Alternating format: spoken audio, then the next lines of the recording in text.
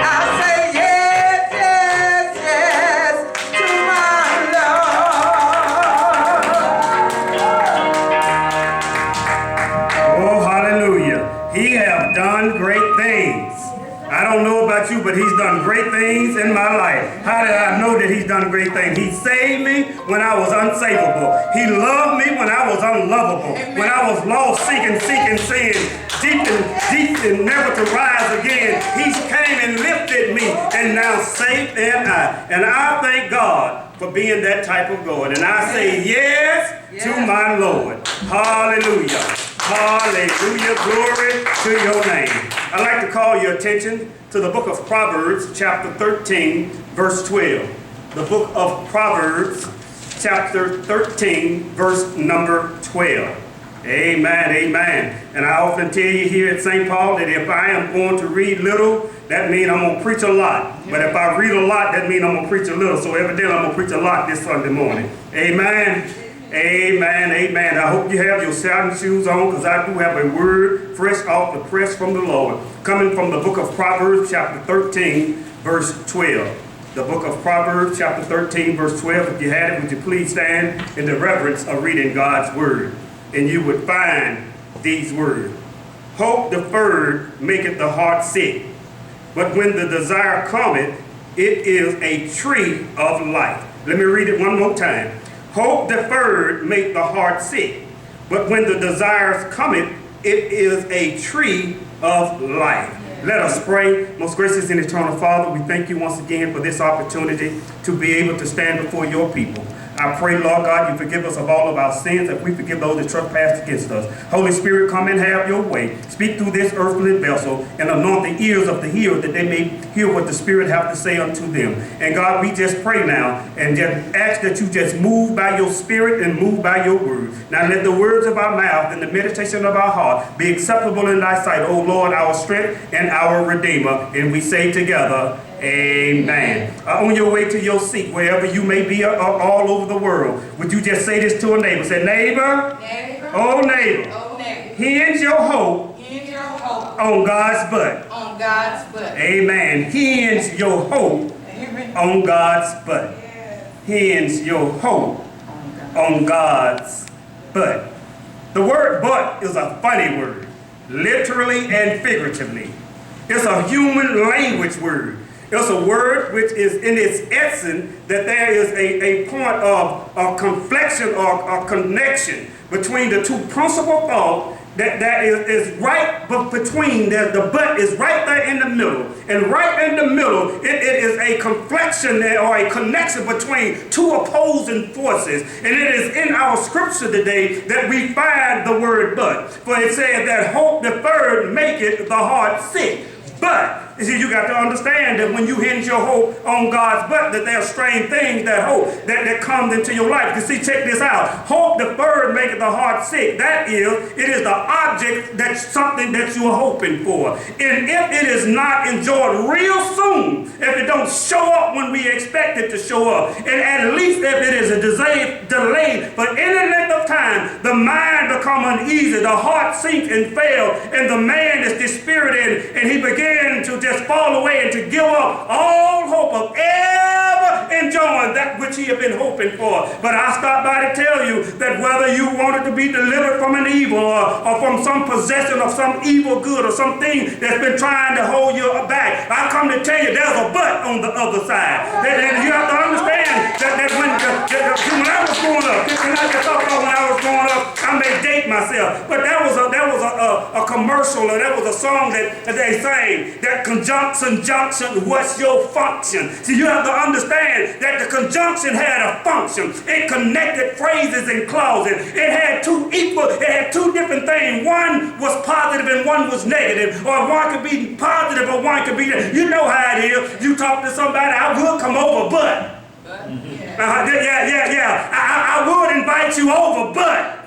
I would lend you another $1, but. See, we always have a but I come by to tell you to hinge your hope on God's but. See, it is God's but that's going to see you through these trying times. I know we're dealing with Corona, but I know that things are not looking right, but I know your heart is aching and you're ready to get out and do the things in the world, but we got to wait just a little while longer. But we got to understand that when you hinge your hope on God's but. So that's real quickly, and I'm almost done. Let us look at what happens when you hinge your hope on God's but. Can I help you out just for a moment?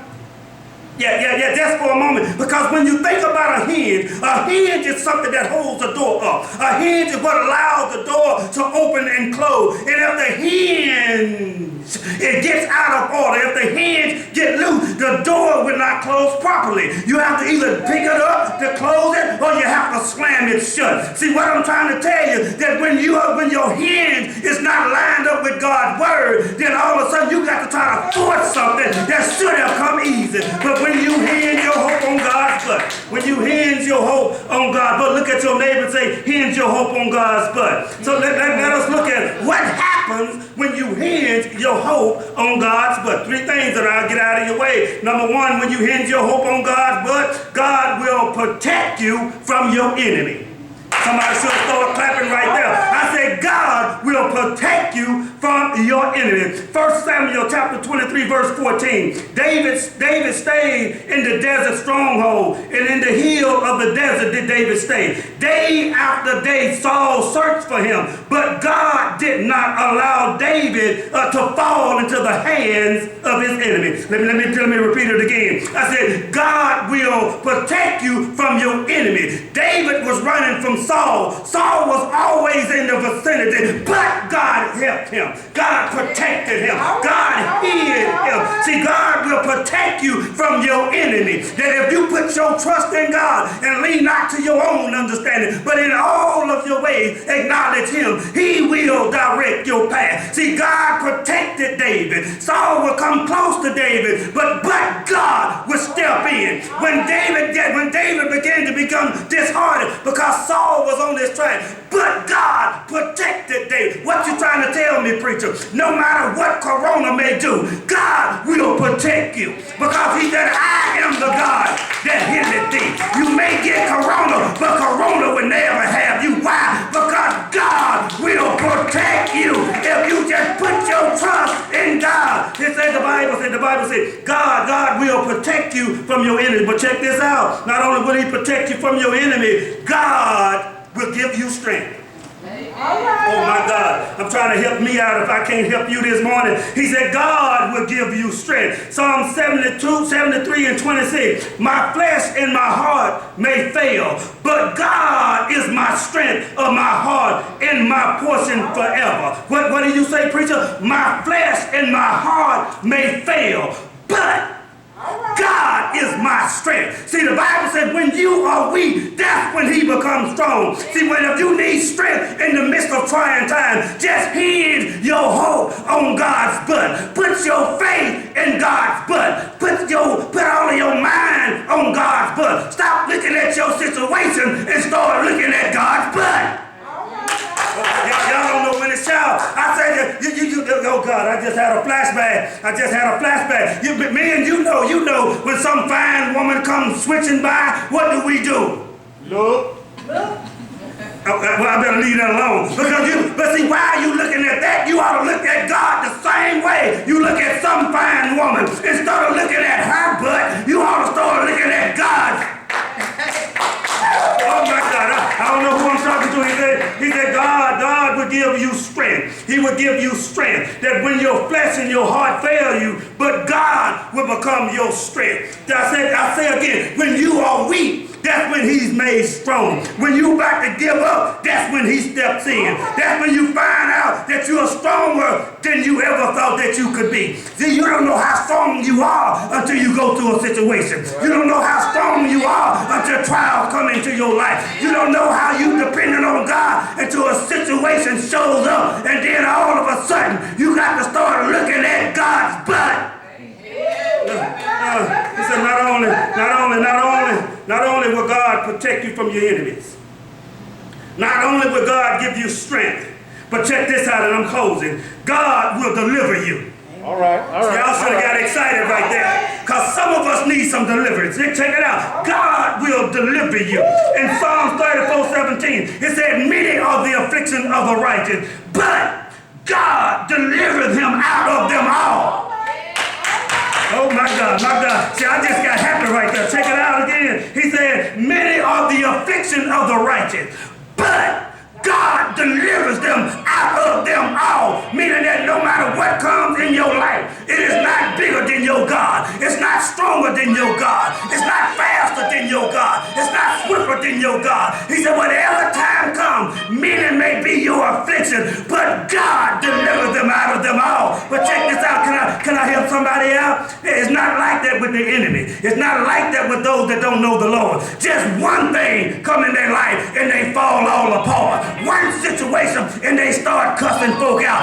One trial come and they start hollering and screaming and passing out under the distress. But it said many are the affliction of the righteous, but God delivered them out of them all. See, when you put your trust in God and you start hinging your butt on God's word, you said weeping may endure for a night, but joy comes in the morning. Oh my God, I don't know who I'm talking to, but he said you got to learn how to hinge your hope on God's butt, because it is the butts of the word of God that will get you through your trying times. Anytime somebody come to you and start talking about what you can't do, then you ought to look at them and say, but I can do all things through Christ who strengthens me. They tell you can't never do that, but you can say, but I can do all things through Christ who strengthens me. Here's your hope on God's butt, because it is the butts of God that will strengthen you. It's the butts of God that will sustain you. It's the butts of God that will deliver you. It's the butts of God that will strengthen you. It's the butts of God that will give you peace.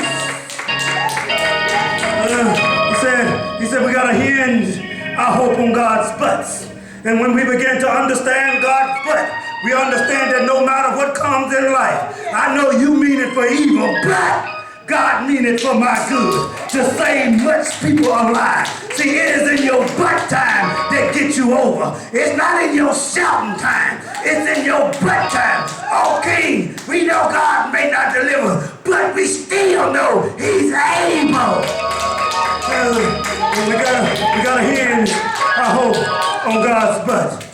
Somebody look at your neighbor and say, oh neighbor, hinge your hope on God's butt. But check it out in verse 12. He said, hope deferred maketh the heart sick. But when the desire cometh, it is a tree of life.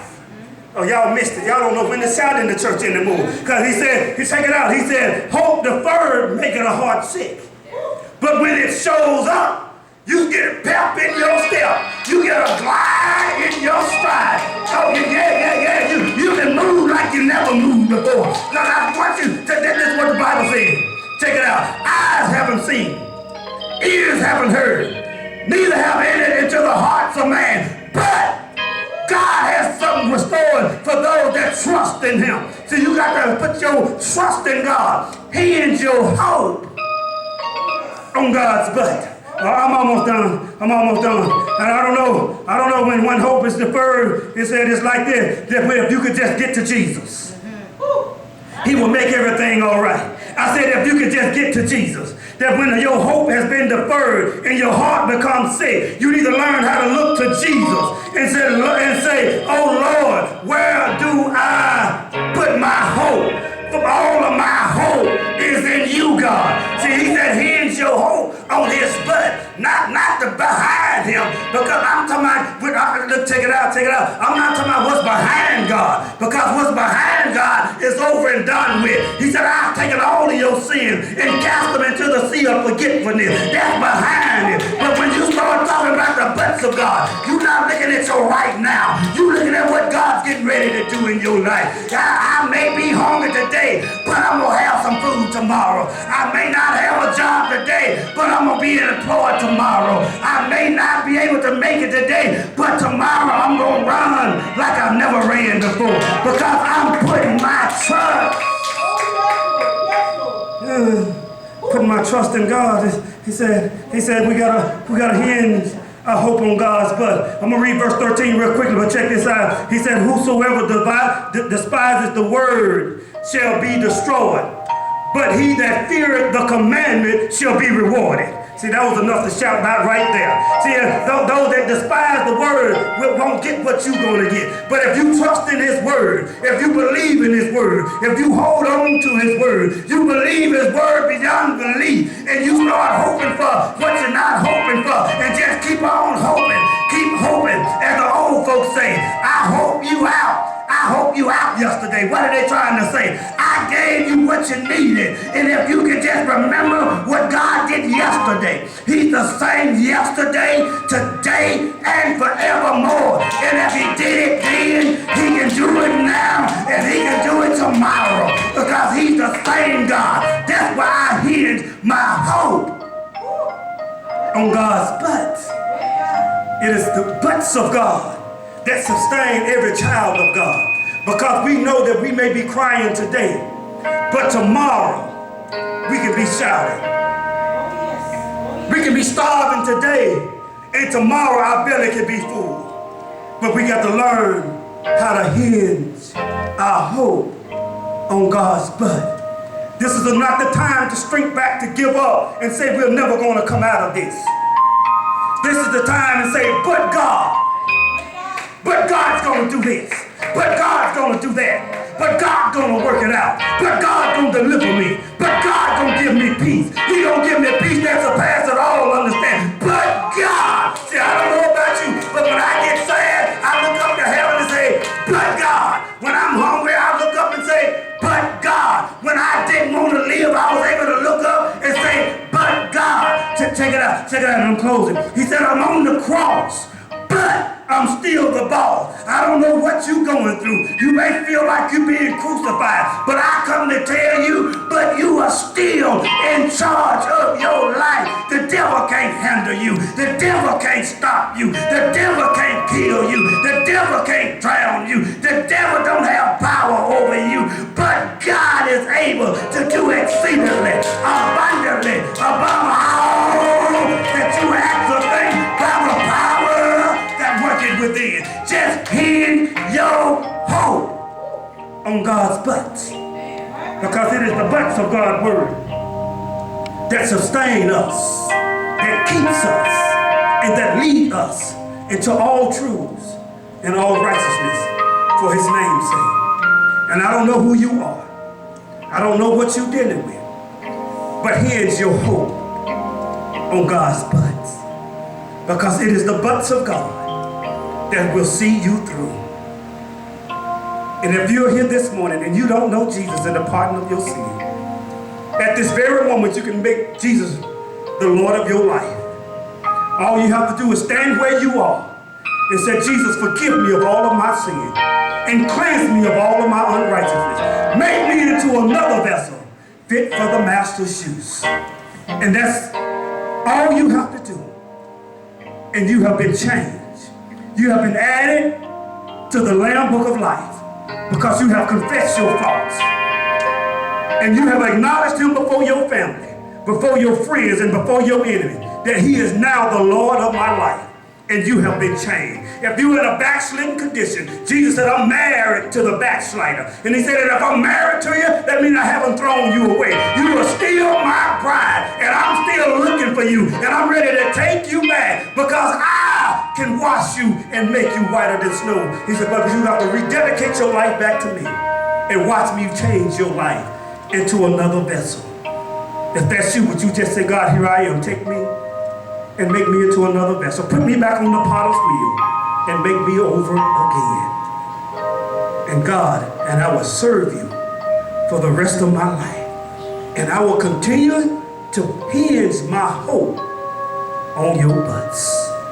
God bless you, church. God bless you. We love you. At this time, I'd just like to give out a quick announcement. We are getting ready to have our communion services upon next Sunday. So we are asking that all the members of St. Paul come drive by, pick up your communion for Sunday morning. This coming Saturday from 10 to 12. Not tomorrow, but not this Saturday, but the following Saturday. Please join us here at St. Paul out in the parking lot, and we will hand you your disposable communion so that you can go home. And on Sunday morning, right after the message, we will take communion together as a church. Amen? So I look forward to seeing you all upon next Saturday from 10 to 12. Amen? I miss you all so much, and I love you, and I can't wait to see your smiling face. Drive by, toot your horn, wave your hand, and just give me a smile so I can give one back to you. And from here in the sanctuary, I give you a big Holy Ghost hug in the name of Jesus. And I love you. Amen. Amen. At this time, we're going to ask our announcer, ask our musician to do our closing song, and then we'll have benediction, and we're going to get ready to go home. Amen. Amen. All please, would you please stand?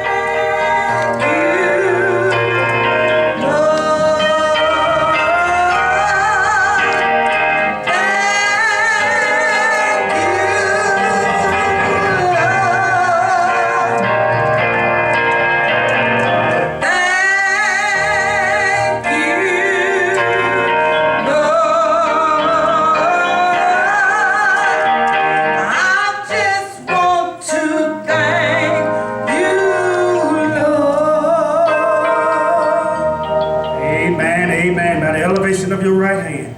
May the grace of our Lord and Savior Jesus Christ, the love of God, the sweet communion of the Holy Spirit, rest, rule, and abide this time forth and forevermore. Let us all now sing together.